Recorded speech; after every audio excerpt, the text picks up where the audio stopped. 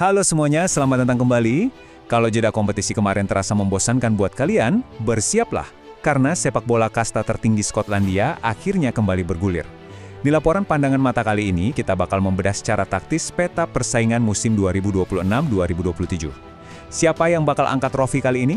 Mari kita langsung mulai analisisnya. Oke, mari kita langsung bedah ini. 10.000. Ya, tepat 10.000 simulasi. Itulah jumlah yang baru saja dijalankan oleh superkomputer Opta untuk memprediksi siapa yang akan jadi juara musim ini. Mesin analitik ini benar-benar memperhitungkan segalanya untuk mencari tahu siapa penguasa absolut Skotlandia. Menu pembahasan kita kali ini cukup padat dan menarik. Kita akan mulai dari kick-off musim baru, lalu membahas 3 penantang utama, Celtic sang juara bertahan, Rangers dengan ambisi besarnya, dan tentu saja si kuda hitam, Hearts. Terakhir, kita akan bongkar vonis mutlak dari data superkomputer Opta. Bagian pertama, kick-off musim baru Skotlandia. Coba bayangkan, tensi di liga ini sudah kembali memanas hanya 2 bulan setelah akhir musim 2025-26 yang super dramatis kemarin, di mana Celtic berhasil menyalip Hearts di hari terakhir. Masuk ke bagian 2, kita punya Celtic, sang juara bertahan. Mereka saat ini sedang di atas angin berkat rekor gelar Liga ke-56 mereka musim lalu. Dan yang bikin makin salut, mereka meraihnya di tengah badai pergantian manajer yang gila-gilaan loh. Dari Brendan Rodgers beralih ke Wilfried Nancy sampai akhirnya jatuh ke tangan Martin O'Neill.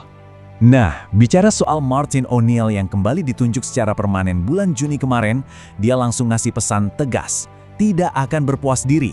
Ini dia mentalitas elit yang kita bicarakan. Dia benar-benar ingin Celtic langsung tancap gas dan mendominasi permainan sejak peluit pertama berbunyi melawan Dundee nanti. Nah, apa yang benar-benar menarik dari fakta ini adalah manuver transfer mereka. Fans Celtic sebenarnya cukup kecewa dengan bursa transfer sejauh ini. Lini belakang mereka itu butuh perbaikan, tapi manajemen justru menaruh semua fokus di lini depan. Dengan merekrut Camilo Duran dan Casper Hogg yang dibeli seharga 11 juta pounds, beban pembuktian sekarang benar-benar ada di pundak dua penyerang ini. Lanjut ke bagian 3, ambisi sang penantang. Rangers. Musim lalu mereka tertinggal 10 poin dan itu jelas menyakitkan. Respons mereka sangat agresif. Mereka langsung merekrut pria yang hampir saja meruntuhkan dominasi dua kuda pacu Skotlandia musim lalu, yaitu Derek McInnes. Untuk membangun ulang skuad, Rangers secara harfiah membaca kekuatan Hearts. Selain membawa manajer Derek McInnes, mereka juga mengamankan 6 kesepakatan permanen secara total. Menariknya, pilar utama Hearts seperti Cammy Devlin dan Lawrence Shankland juga ikut diangkut. Ini murni efisiensi transfer, melemahkan rival terdekat sambil menyuntikkan tenaga baru ke skuad sendiri. Tapi masalahnya satu, Rangers ini punya penyakit kronis. Mereka selalu telat panas di awal musim. Coba ingat lagi, musim lalu mereka cuma bisa menang 1 kali dari 8 laga pembuka. Kalau mereka serius ingin mengejar rekor 56 gelar Liga milik Celtic, mereka mutlak, saya ulangi, mutlak harus memperbaiki rekor awal musim ini. Nggak ada ruang untuk buang-buang poin lagi. Bagian 4, kita beralih ke Hearts, sang kuda hitam yang patah hati. Harus diakui, musim lalu mereka benar-benar nyaris juara. Bayangkan saja, mereka hanya berjarak 90 menit dari gelar liga pertama mereka sejak tahun 1960. Secara historis, faktanya cukup brutal. Mereka memimpin puncak klasemen selama 250 hari berturut-turut, selangkah menuju sejarah besar, tapi semuanya kandas setelah kalah 3-1 dari Celtic di laga penentu yang digelar di Celtic Park. Itulah realitas kejam sepak bola elit, kerja keras berbulan-bulan bisa buyar begitu saja di satu pertandingan. Setelah kegagalan itu, ditambah kehilangan 9 pemain utama, dan melewati kualifikasi Liga Champions yang berat melawan Sturm Graz, banyak yang mengira Hearts akan hancur. Tapi tunggu dulu, klub ini dikelola dengan sangat brilian. Dengan dukungan finansial dari Tony Bloom, analisis data super canggih dari Jamestown Analytics, dan kehadiran pelatih baru Wouter Franken, Hearts tetap memiliki fondasi berbasis data yang luar biasa solid untuk bangkit kembali.